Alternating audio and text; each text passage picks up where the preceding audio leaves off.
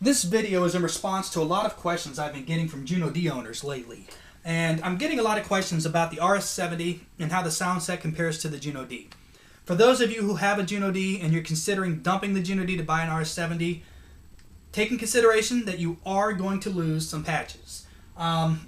Keep in mind the Juno D pays its respect to the Juno line. This is a line of budget synthesizers from Roland that goes back in the day. So the Juno D are going to have patches that are specific to the Juno line that you're not going to find in the RS-70, okay? So if you bought the Juno D for those types of patches, you may want to take that into consideration if you buy an RS-70 and get rid of your Juno D. My advice is if you can afford it, keep your Juno D and buy the RS-70, but that's if you can afford it. I'm also getting a lot of questions about the actual key bed. How does it differ? Personally, I like the key bed on the Juno D better. You may not be able to see it here in the video, but the actual length of the keys, I think, on the RS-70 is longer, and I think the Juno D has a shorter key bed. The action on the RS-70 isn't bad, but myself, I've been playing for almost 30 years, and I'm not just a keyboardist, but I'm also a pianist, so I'm a little more picky about my action. As you're going up and down the key bed, doing scales and so forth, we're not always going to hit a key directly on the top. Sometimes they're going to come from the left, sometimes they're going to come from the right. On the RS-70, it's more noticeable when you're coming from the left and the right because some of the keys have an obvious click to them if you do that. That might not bother some of you. For myself, I'm a little more picky, but I don't use my RS-70 for solo piano work. I have other gear for that, so you might want to keep that in mind. Another question that keeps coming up is patch compatibility. Can you swap patches from the RS-70 and put them in the Juno D or vice versa? The true answer to that is no, you cannot. Okay, you can't take a patch from the RS-70 and put it on the Juno D. However, if you are tweaking a patch on the Juno D that is an overlapping patch on the RS-70, the settings that you make on the Juno D can be made on the RS-70 to sound like the Juno D, okay? So, for example, if you make settings to the patch modify and MFX settings, if it's an overlapping patch, you can go in the RS-70 and make it sound like the Juno D. However, if you are under a category where there are more specific Juno patches, like under the synth or the bass, you're not going to be able to create that patch on the Juno or the RS-70 simply because the RS-70 does not have that waveform, okay? It's not a bad thing. Keep in mind the RS-70's ROM is 64 megabytes. It's twice that of the Juno D, and the RS-70 is really designed to cover a wider selection of music, okay? And that's why it's also a sequencing keyboard as well. So you might want to keep that in mind if you're going to buy an RS-70 and dump your Juno D. Again, like I said, if you can afford it, keep your Juno D and buy the RS-70. You have the best of both worlds and all will be well. I'm going to go through a few of the basic patches here so that you can hear them. Some of the patches have the extension RS, but I've noticed from the many times that I've played the Juno D that even though they have the RS extension, they do sound identical. Again, when you get into categories like vocal and pad, synth, and bass, you're going to find that there are patches on the Juno D that you definitely will not find on the RS-70, okay, because this is not a Juno. Here under the category department, this is the RS Grand patch number 1. I don't have a line-in jack on my camera, so if I distort using the microphone on the camera, I apologize for that, okay?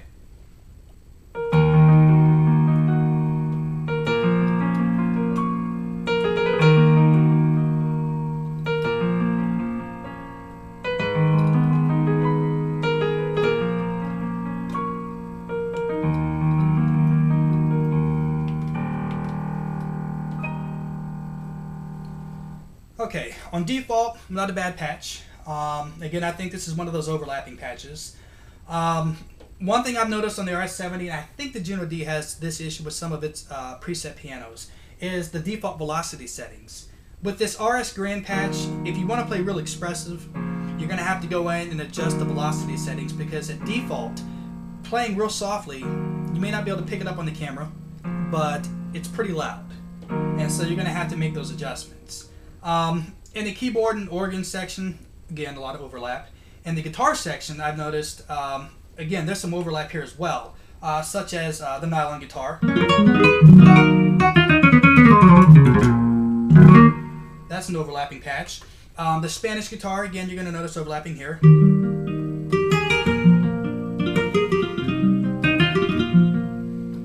As you get into the acoustic guitars, there's going to be some overlap there, as well as the distortion guitars. In the orchestral section, you're going to have, again, overlapping in here, especially when you get into things like the violins and the cellos and so forth. Now, in the RS-70, I don't like the default violin patch. It's not really the greatest because the default LFO settings on some of these, on some of the patches, you can't change them, okay? And the RS-70's violin is an excellent example of that because on some keys, if you listen to the LFO, it almost makes it sound like it's going out of tune. But it's not just the RS-70 that suffers from this. Actually, a lot of Roland's gear over the years has suffered from the same problem, okay? But if you listen, as I go down, right there, it sounds like it goes out of tune a little bit. And on default, this patch isn't programmed to be velocity sensitive. Why? I don't know, but it's not. But there are workarounds depending on the style of music you play, okay? If you don't play that patch as a solo patch and do stuff like, it sounds a little better, okay? And then you have the RS Violin 2.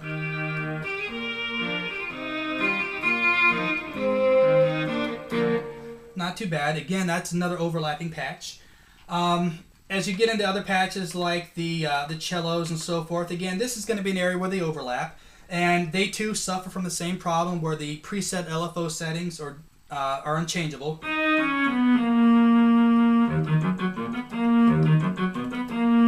So it's not a bad patch. You can do some pretty decent orchestra music using these patches. Again, you're going to have a lot of overlap in the world sounds as well.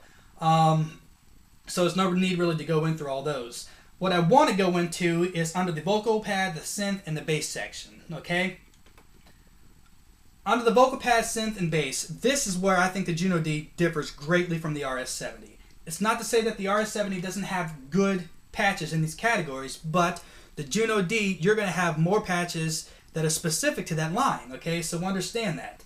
And I think, personally, I like some of the synth sounds better on the Juno D, but again, it depends on the styles of music that you're playing, okay? Like, the choir sounds aren't too bad.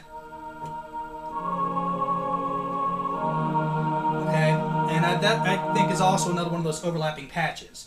Getting into the synth section, scrolling through these synth patches, if you look at the names of some of these, you can't pick it up on the camera, but if my memory serves me correctly, I don't even think that there's actually a synth patch in the presets that even refers to a Juno sound, okay? And so you, as I scroll through these, I'm getting sounds like JP6, Schmoog, the RS Thermax, and so forth. RS leads, JD triangles, the 800 lead, which I think you can also find that also in the Juno D. But like I said, in this section, you're going to get a lot of sounds that are specific to your Juno. So if you like those sounds, understand that you're going to lose those, all right? In the bass section, this is where it differs a little bit. In the bass section, a lot of the overlapping patches are in the acoustic basses, the electric basses, and so forth, okay? However, patch number 22 is titled Juno Bass. Okay? And I believe there are 3 of those patches. I think it's Juno Bass 1, Juno Bass 2, and Juno Bass 3. Okay? And so you're going to get a few Juno sounds, but again, you're not going to get a lot of those Juno-specific sounds. Okay? People have been asking me, do I consider purchasing a Juno D? The answer to that question is yes. I'm actually strongly considering buying one for myself. However, I won't buy the classic model. If I buy a Juno D, I'm going to buy the Juno D limited edition. It's got twice the wave ROM, and it's got a bunch of new patches. And for those of you who don't know, the limited edition even has a new acoustic piano in it as well. Okay, so you might want to look for it if you're considering a Juno D. It sells for the same price as well. Okay, so again, just in short, if you bought the Juno D for a lot of those Juno patches, understand that if you buy the RS-70 and dump your Juno D, you're going to lose them, okay? And I can't stress that enough. If you can afford to keep both models, keep them, okay? If you have any questions, just email me. If anybody wants to hear specific patches that I didn't really cover here, email them and I'll try and send some of those patches to you privately as an MP3, okay?